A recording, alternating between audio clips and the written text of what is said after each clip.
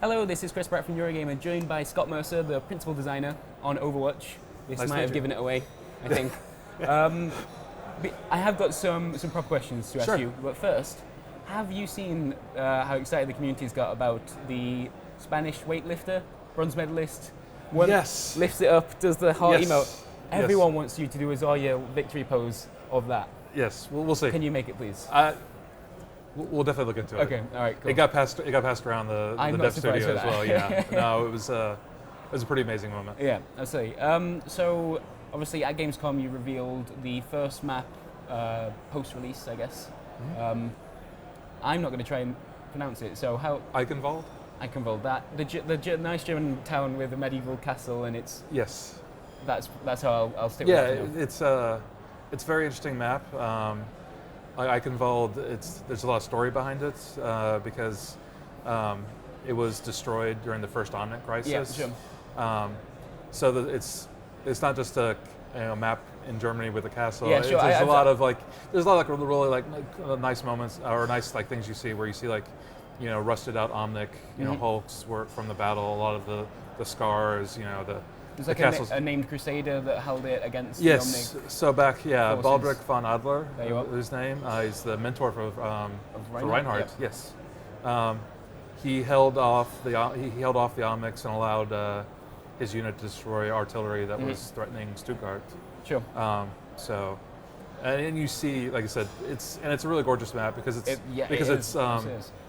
and again because it's not, the city's not been inhabited for quite some time, so you see a lot of the vegetation growing over it. So I think players are really good. I mean, the maps has a control point within a payload. Right. The payload is actually a battering ram. Yeah, I've seen it. The battering ram actually takes out the gate that leads That's into cool. the castle. Yeah. Nice. So. Yeah, I like how all the payloads so far have had a sort of purpose. This is probably the most direct one. It's Yeah. like you're getting a battering ram to a gate. Yeah. We're also, I guess, going to find out a little bit more about the story around this map with Bastion's animated short tomorrow. Tomorrow at 6? Yeah, so, okay, cool, that'll be good. I guess I'd like to know from a design point of view, this is, like you say, the first map post-release. How did you get to cool German town? Obviously, there was a story you wanted to bring in there with Reinhardt's mentor and everything, but gameplay-wise, how did you get there? What do you need the first map to bring to Overwatch? Is it just a case of variety? You want players to have more stuff to do, or is this there's something specific you want? Yeah, I mean, right now I think it really is just about providing more content. Yeah. Different. We've got 12 great maps now, and there's always room for more. So I think the question was really just a matter of which of our game modes do we want to do this? I mean, we are looking at doing more game modes, but for this first map, we decided, hey, let's work on something that we already know how it works, and really concentrate on just making the map look great and the story, and look at the story for that. So then it was just a matter of figuring out where it was going to be, and we wanted to do a map in Germany for quite some time. Yeah. I mean, it lined up very nicely here at Gamescom, Yeah, right? so it's a lot of this all seems to work out, So I mean, and for the maps, I mean, this is definitely we're going to be doing more maps in the future. I'll have to see. I mean, they'll be in other different places. When we'll have to see exactly what as far as game modes or whatever else there might be. Do you have any idea at this stage? So now that you've got the first one, it's almost ready to release. It's going to be on the PTR this week at some point, right? I believe so. Maybe early next week. Or do you have any idea what kind of schedule Overwatch could aim for with maps specifically?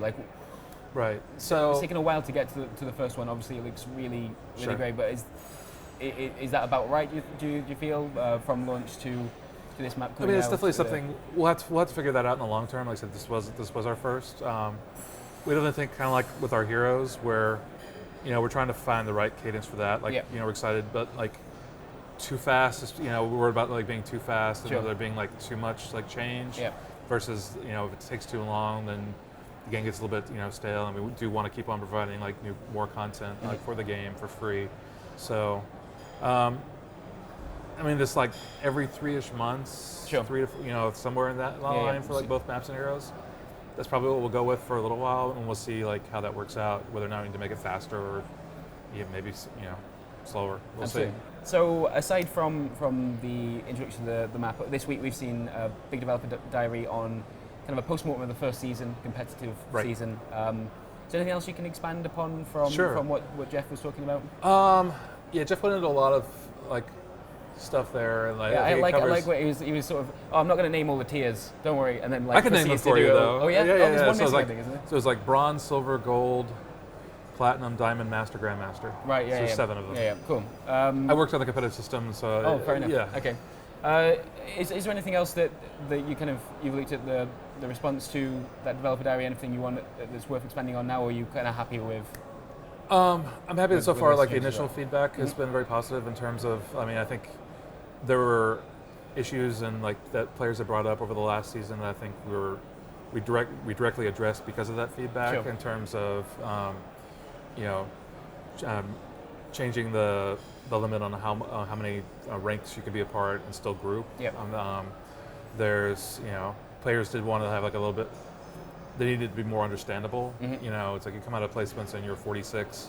Yeah, you want to know what does that mean and what. Yeah, right. I was really surprised to hear that Jeff said that like 60 was something like the top 6% of players. That like I don't think anyone realized. Yeah, that. I think that's, and again that's sort of that's like the problem. Yeah, and that's something that's why we're breaking up into tiers. So there's a little bit like if you're in master, that is supposed to be like around like the top 6%. Right. Okay. So. Again, just giving a little bit more like insight to that, and with the new tiers, we're also hopefully like broadening out, the players. So, as Jeff talked about, like so many of them are actually between like 45 and 55. Yeah. And we wanted that to be broader. Cool. Do you know what Grandmaster itself equates to yet? Have you figured out? Should be about 1%. Top 1%. Okay, that's cool. And then there's the top 500 leaderboard on top of that. Sure. Yeah. One thing I did want to just talk about, and I know that you like already.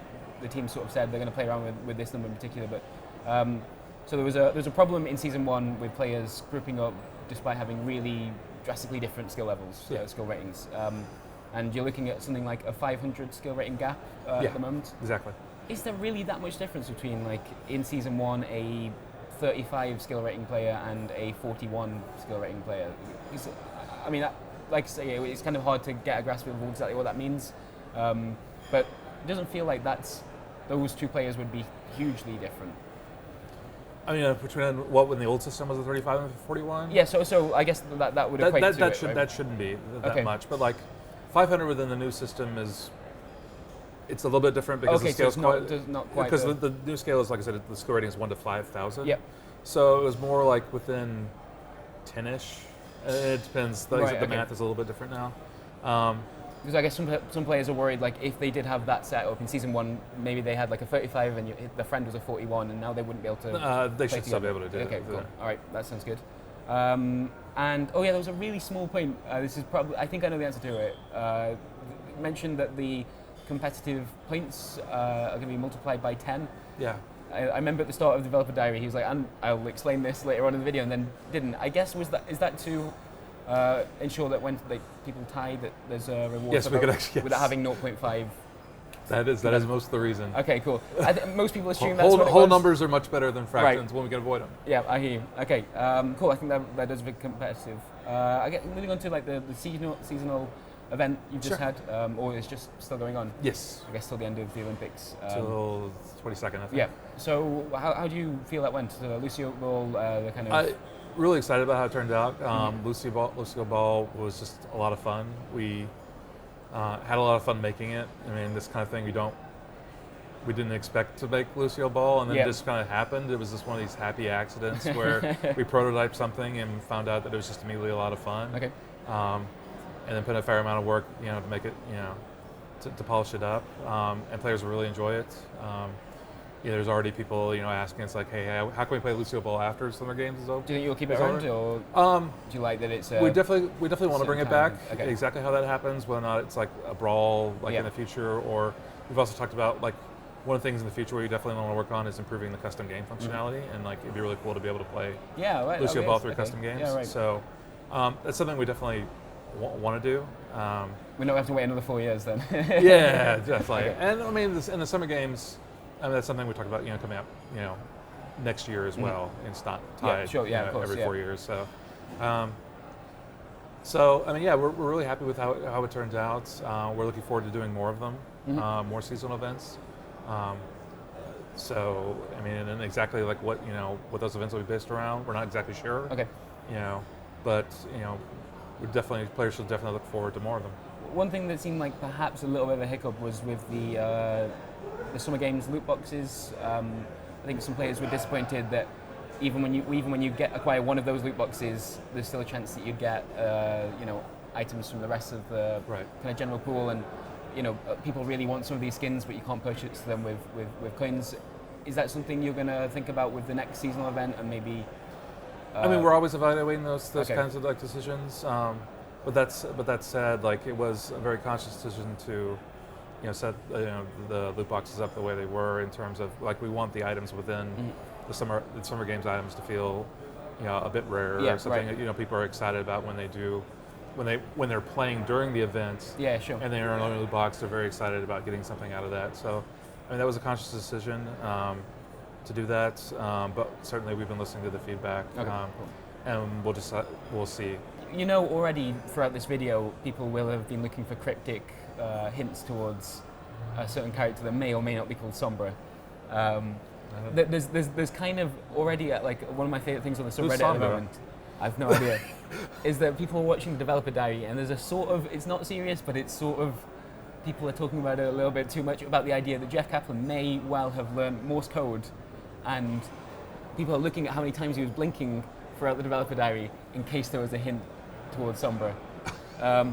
With all that in mind, is there anything we can talk about there? Like, obviously, you're building up to that a new character. You'll have to see. Like how Sombra reveals herself. Okay. All right. See, people are gonna like that right there. People will read into it. Yeah. This means something. Yeah, definitely. So I guess after bringing Anna into the game, and it seems to have been fairly smooth, like in terms of the impact on balance. Have you learned anything from that process in terms of if perhaps you were working on a new hero, whatever? Like, is there anything that you're kind of looking at how Anna was received and how you introduced a new character? What kind of impact that has? Has that influenced your current work? I mean, I think there's definitely lessons to be learned whenever we create a new hero. I mean, definitely even before Anna was our first post-release hero. Sure. But even back during the beta when we were releasing them, there's lessons about all of these. So every hero is unique in terms of how they come out. So we'll have to see. But like with Anna, I think we love the fact that she's been like so. The community really loves her. In terms of like not just because like hey she's this like very unique gameplay style of a sports sniper. But then also just like her character, the fact she's a badass, like old Egyptian lady. It's cool. And a mother, the Farah, so that's something that I think that's been really great to see. I think she's definitely set like a pretty high bar in terms of like for all of our heroes, in terms of not just amazing gameplay, whatever that might be, but also like the tight story integration, something that and all of our like with Overwatch, I mean.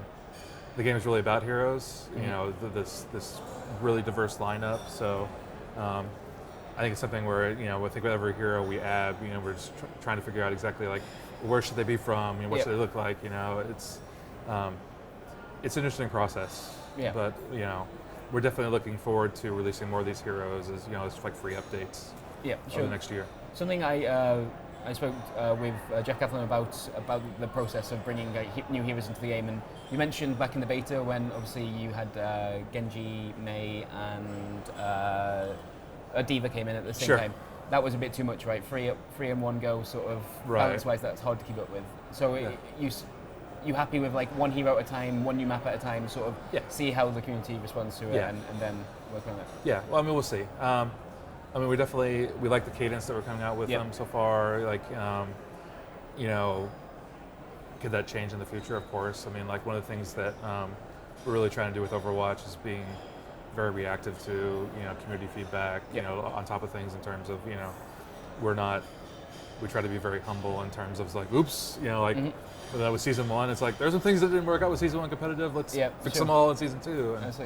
I'm sure there'll be some things, I already know, I'm sure there'll be some things in season 2 that we'll want to fix for season 3, right? So, I mean, we'll have to see, like, what exactly is the right, cadence for those kinds of things. But it certainly so felt far like an so event, good. right? When Anna was revealed or introduced, even I think partly because it was like, here's this new hero, and she's already on the PTR, and like within a couple of weeks, maybe not even that, like she was live, and I guess that's part of the advantage of doing it one at a time and having a big kind of.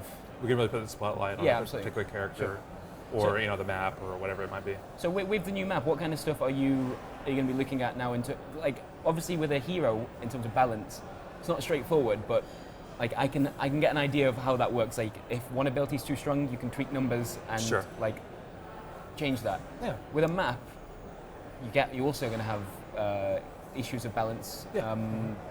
But how, I can't imagine that's quite as straightforward, like, or easy to predict. It's different. I mean, we'll definitely be. I mean, there's things in terms of like when we actually, initially create the map in terms of like making sure the distances are like equivalent to like previous maps, so we have a like, rough idea of like how long it takes to move the payload, the times for things, the distances. So we definitely look forward to the past in terms of developing the previous maps in trying to create a balanced one. Version of Eichenwald, but I mean we'll have to see. Like we'll be looking at PTR, gathering data for that, like seeing what like win rates are. We collect data on things like how long it takes players to like move through the different objectives from there. Is it taking does it take a super long time to get from like this point to this this other checkpoint, and why is that? And there are things we can adjust in terms of spawn times, like how fast some of the capture points get taken, how fast the payloads move. There are some knobs we can use to try to like make sure that the map is balanced for both attackers and defenders at a roughly 50-50 chance. So that's something that's why we're going to have it on the PTR. And even after like it goes live, we're constantly looking at the balance of our other maps as well, because that's something that's changed over time. Sure. As the metagame has changed, as our player population, they become more experienced. They're better. Newer players tend to like have a bit more trouble on offense at first. Okay. But as become more experienced, they're much more able to. They don't stand next to the goddamn payload is the problem. Right. That's understandable. So I mean, we're still looking at the balance even for our original 12 maps as well, and making changes. So we're always looking for that kind of thing. I guess one of the things that I would find daunting, I guess, with that process is the fact that not all your characters stay on the ground, and some of them tend to like have big jumps or like hover and fly. Yeah. And, like when you're designing a map in terms of the layout, is that like how do you even balance that? And also, I guess a question I'd love to know the answer to: have you always been able to predict the routes that players will take? Because obviously, like in certain maps, you'll have like a jump that's perfect for Tracer because it's like the exact distance of a blink gets you there.